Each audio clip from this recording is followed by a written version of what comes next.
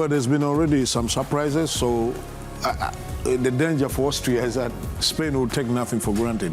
They've already drawn with Cape Verde, so you can't come into this game and think, you know, they're the better team, so we're going to be walking over it. That can be a good thing, but when it turns bad, it can be very bad, because Spain will come at you, will come off the blocks to make sure they do the job of getting you out of the way real quick. One of my biggest worries for this Austria team, Coach Anthony, is the lack of width. And usually in football, when you say width, you mean more like wingers. But modern day football, you know, you need the wing nines or the wing forwards. The likes of Lamine Yamal, or maybe what Bayana does, and Nico Williams, they don't seem to have that. Unfortunately for them, their best players are practically all midfielders. Sabitzer, Seward playing here. How do they overcome that? How do they find a way, or probably causing a few issues in the wings for Cucurella and Pedro? Because if they don't do that, they're not world beaters, that they will find opportunities to do the middle. I agree, and I like your coaching eye. I think you've picked on something that was very... No, say that. I think there are people who are not listening. They are hearing, but they didn't listen, so you can repeat that. Yeah, there's something that you've mentioned that is going to be very, very crucial in this particular match. The fact that they've decided to go with 5, actually, central midfielders, and it's something that I spoke about earlier on. So 3, Sabitzer is not really going to operate on the flank for the better part of this game. They understand that the strength of this Spanish side mostly lies in the center of the park. This is their engine, literally.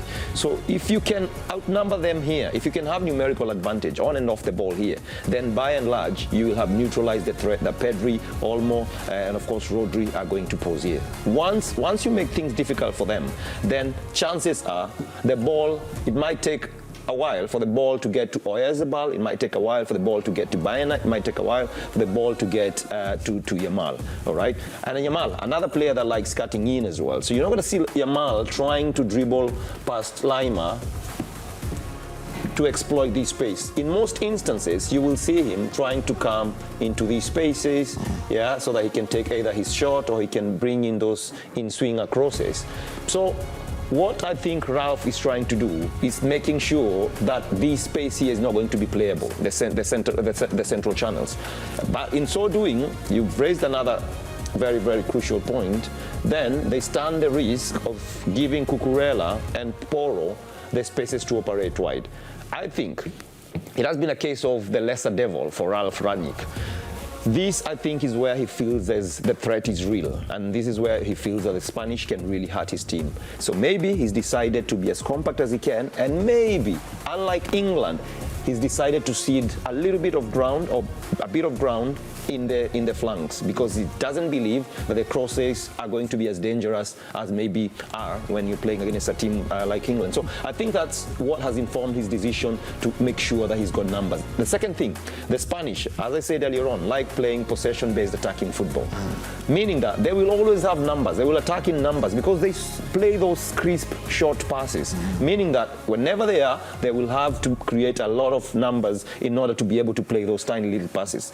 And if that is the case, then you do need a midfield that is quite fluid and quite diverse. If you're playing with wingers here, if he had decided to play with wingers, then it's very, very difficult for the wingers to come in and give his team that cover in the central channel. So I believe that is his thinking.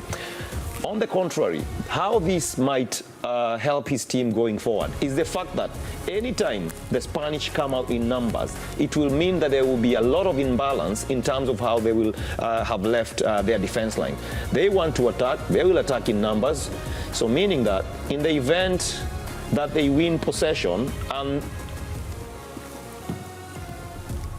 they go forward as quickly as they can, then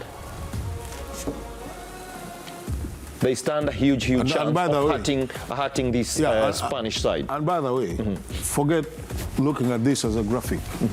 For those who are watching, this is very much possible. The Spaniards can actually, at a point, they will be exactly like this, where there is nothing here. I will not even be surprised if Simon even extends a bit. In fact, when they are coming. In fact, Laporta will be here on this arc, and so will Kubasi. Most of the time, they will play here on this arc. Go on, coach. Yes, still. So as I was saying, Sabitzer is a player that doesn't shy away from covering ground. He's quite aggressive, and so is Juan, and so is Schmidt.